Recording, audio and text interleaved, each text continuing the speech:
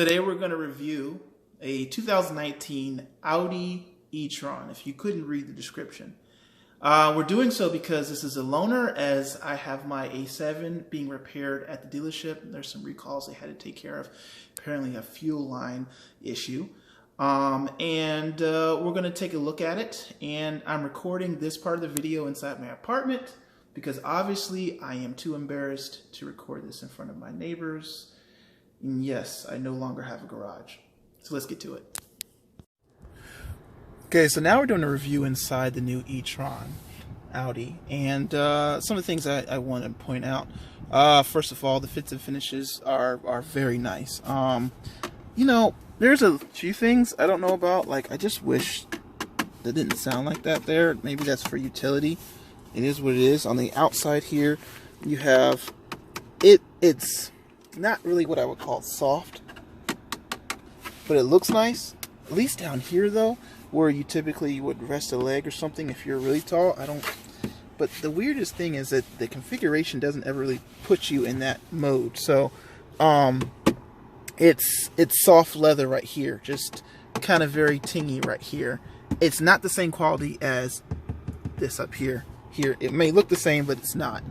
Other than that, as we come to the center, I'm going to try to zoom back some because this is a larger steering wheel. I'm going to actually move the whole seat back some. Oh, that's as far as it goes back. You can see where my leg room is.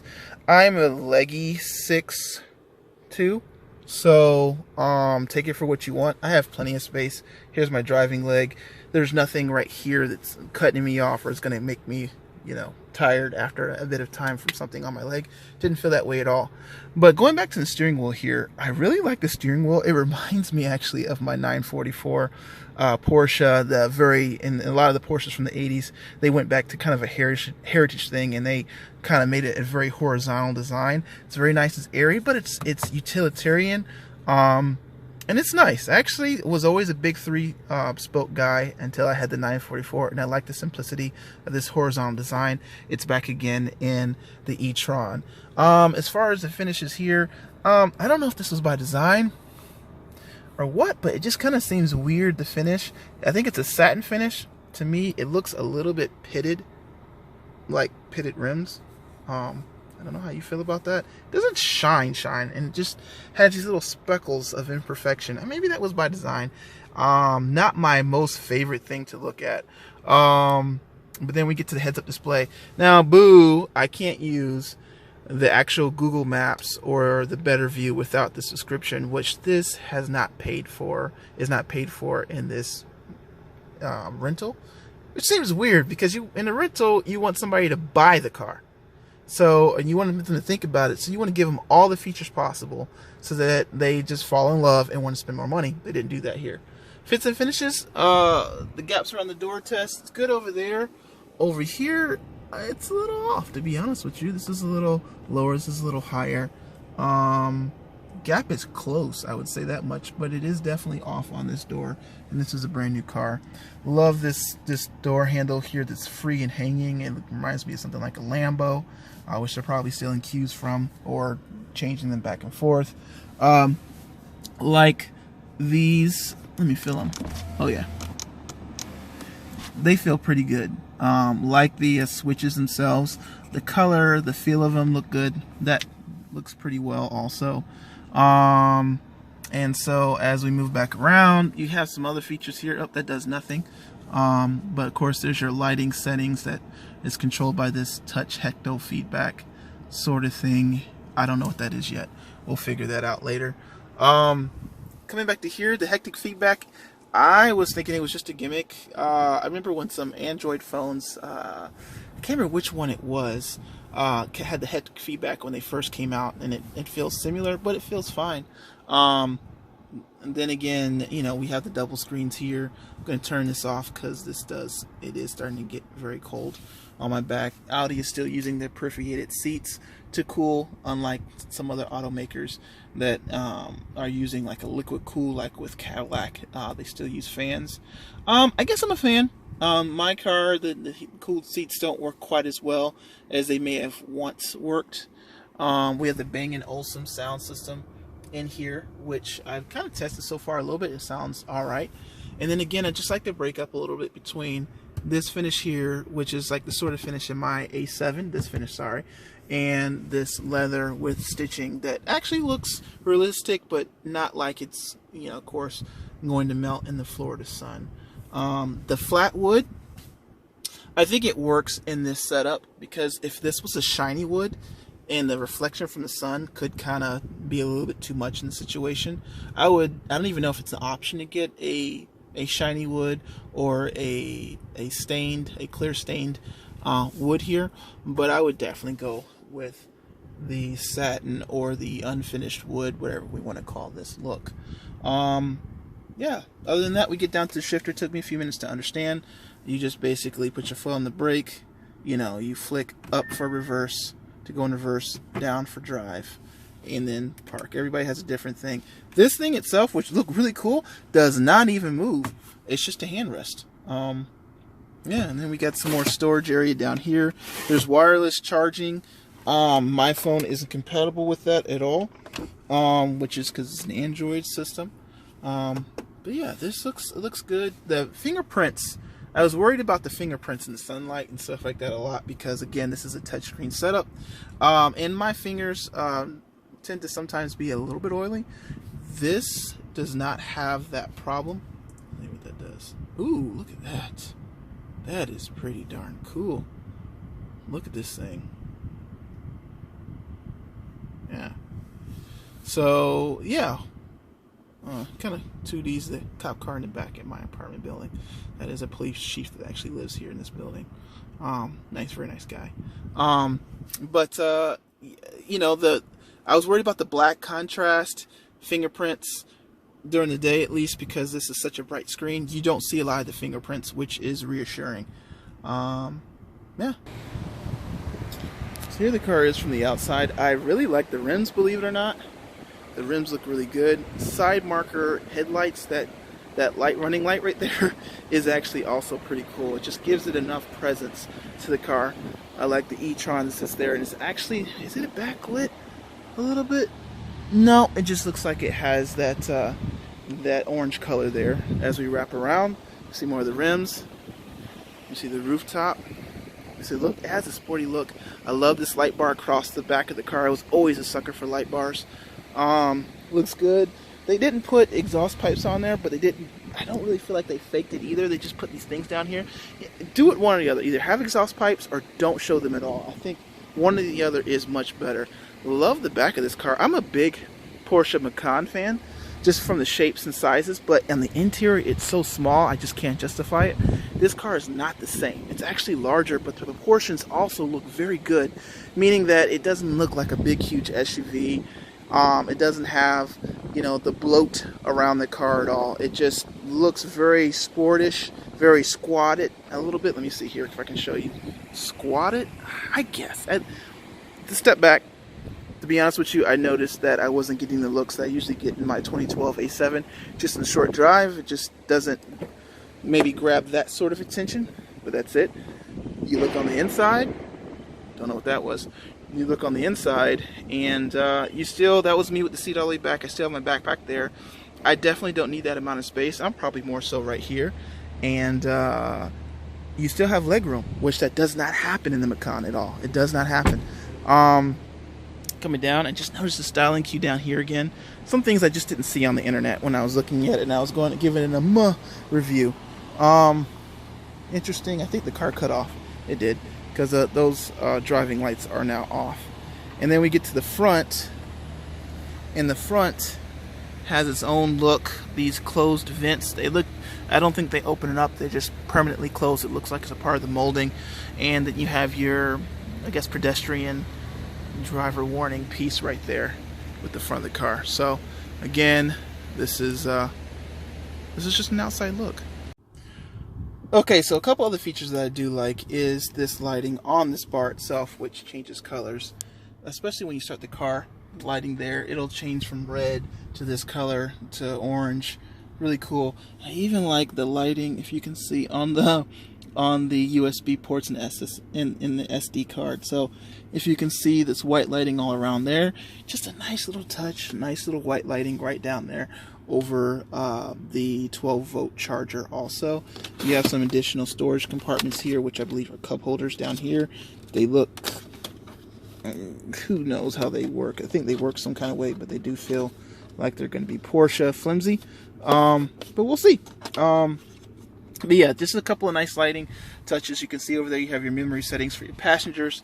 Those are on the more exclusive cars when your passengers have memory settings too.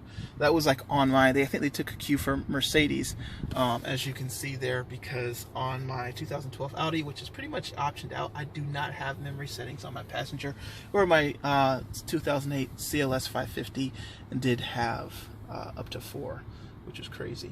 All right. So I'm in North Miami, not North Miami, I'm actually downtown Miami. Just heading west of Brickell, where I am so tired of the bridges. Oh my God, so many bridges for so many people in boats, and it gets obnoxious after a while because the bridges go up every 2 minutes. There's one bridge, the bridge right by my house a block away, I think is literally up every single time now that I go. You can tell it's officially summertime. It's obnoxious. Getting back to the car though, again, I am really digging the steering feel. The turning in this car is great. Let me see if I can clear this window, get this on automatic.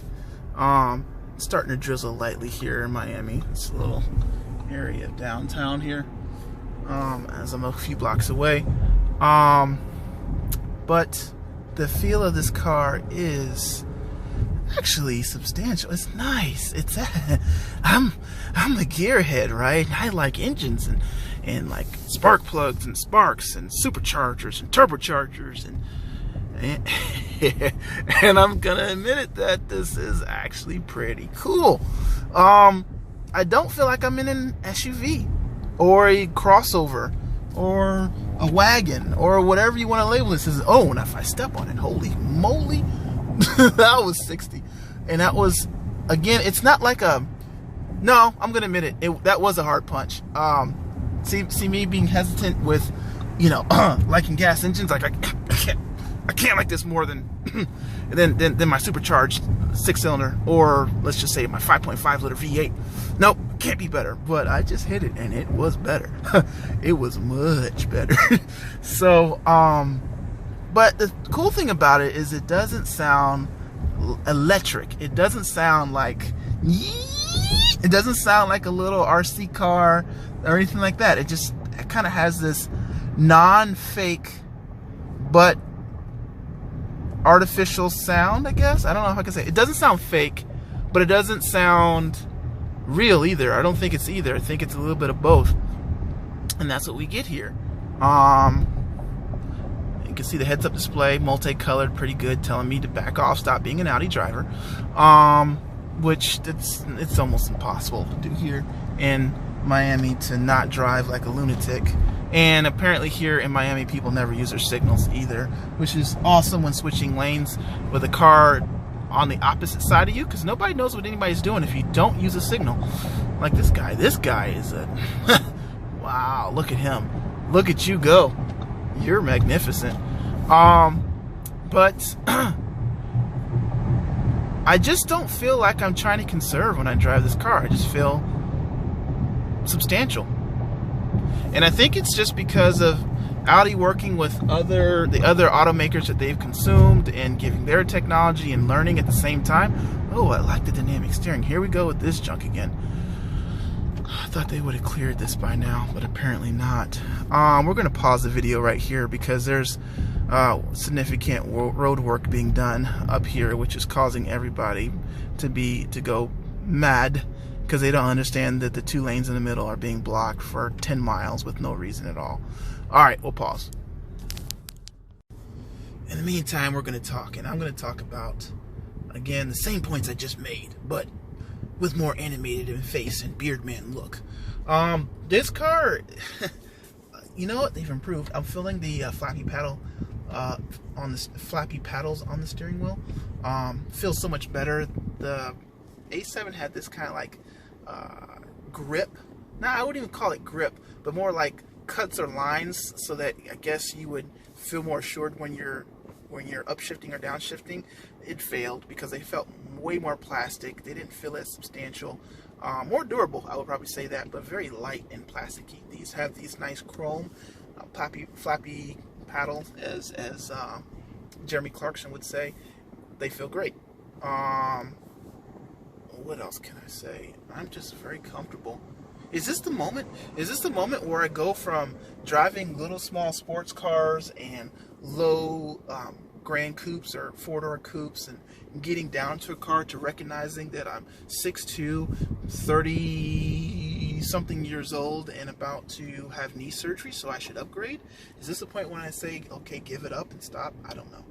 Again, not getting the looks in this car when I'm in Miami like I do with my A7. But it's a strong case. Very strong case. You know, I feel like in this car, aside for the ugly grille, why the heck would I purchase a Lamborghini, whatever the truck is called? You know what I'm talking about. Why would I buy one of those? Or, to be honest with you, why would I get the Q8? Don't know why. Maybe you get a little bit more space. Maybe it looks a little bit more sexier, slightly. Maybe you don't get the ugly grille. But other than that, there is no reason. Again, this is a day view of me after I've pressed every single area of the screen with my smudgy fingers. I have a lot of oils that come off my hands. Yes, I do. And if you look at it, it's not bothersome during the day. It doesn't. Now, I'm a little bit under some clouds right now in Miami. It's kind of raining on and off kind of day, kind of deal. But I'm not bothered. I don't see my own fingerprints on a screen that is black on the back. And that works pretty cool. That's good. I just wish there was some kind of way they could integrate this screen where you did have those lines showing you there was a screen there, but this whole plastic piece was all one united piece. I think that would have been, I don't know how much more that would have cost, but I think that would have gave it even more of an ooh factor. If you turned off the car and this was totally black and only that select section unlit up afterwards, I think that would be cooler than seeing kind of the dividing line as far as how big the screen is going to be. But then we're just arguing semantics basically at this point, as I usually say. Other than that, again, I love the steering wheel. I love the feedback.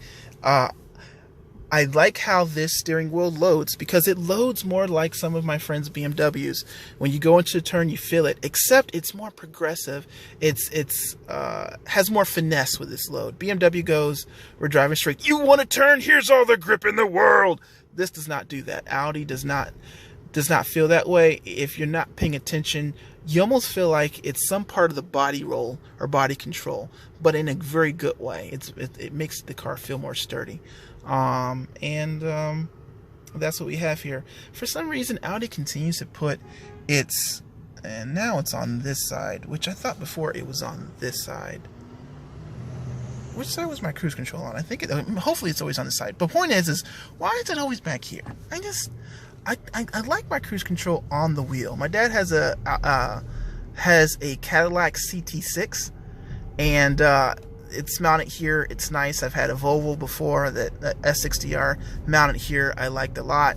But for some reason, Audi continues to put it back here, which is okay. The only thing I have a problem with when it's back here is that it's like a secondary thought, so they don't really light, and I will have to see this at night, but they don't typically light up any of the buttons on this at all.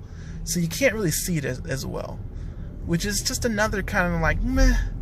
You know, if this was backlit, that would be cool, and that would be an upgrade from any of the previous Audis or Porsches that I've driven, that these are only just letterings. That eventually, if you wipe them too much, especially on old Porsches, just totally rub off, which is also dissatisfying. But come on, handicap driver, dang it! I tell you, maybe missed the light. But yeah, other than that, I just really like the fits and finishes, and this is the daytime view of this car. Also, another really great feature, this was in my dad's Cadillac, which I envied, and I wanted it in my A7, but I don't know how it's going to get there. I know it's capable because you can change how the brake is set up through my OBD11 connector. If you have an Audi, you don't have an OBD11 connector that allows you to customize the car through an app on your phone, you should get it. But look, my foot is off the brake. I'm still in D drive, and it's a brake hold. And it's wonderful. When I say wonderful in traffic, it is wonderful. It takes so much more work off of you sitting in traffic and having to deal with anything, and you just let your foot relax. And when you're ready to go, you just hit the gas, it releases the brake hold. This system is a nicer system because obviously sometimes in newer or when this first came out, I would say maybe it was a little bit more of a jerk, or a little bit more of a feel that you had there when it was actually being turned back on and you hit the gas pedal, you'd feel the car come back on. This car, of course, because it's automatic, you'll see, oh, look, just kept going. It was in off mode and just back on, just like that. Again, it makes it so that you feel like gas engines and what they do are so much more harsh, and the experience is so much less because you're avoiding where you're supposed to go. You're supposed to go with electric cars now. I am saying this and I can't believe it, but this is either making me feel like I want this or an emission Porsche. I think one or the other. It's got to eventually happen at some point. Maybe not a brand new one because I'm still on the come up, but we'll see. So to conclude this video and a wrap up of that Audi E-tron, I would just say that my review is not going to be one. It wasn't one that brought out all the smallest details, but it gave you the most important parts. The most important parts is that car is extremely sturdy. There's no secondary adulations, no rattles. I know it's a brand new car, but I've driven other brand new SUV/crossovers, and you can hear plastics, you can hear noise. Nothing like that in the Audi. The car shrank in small spaces, very easy to handle, and the steering, the updates to the programming really make a huge difference. So I give it a huge thumbs up, and I hope you take a look at it too.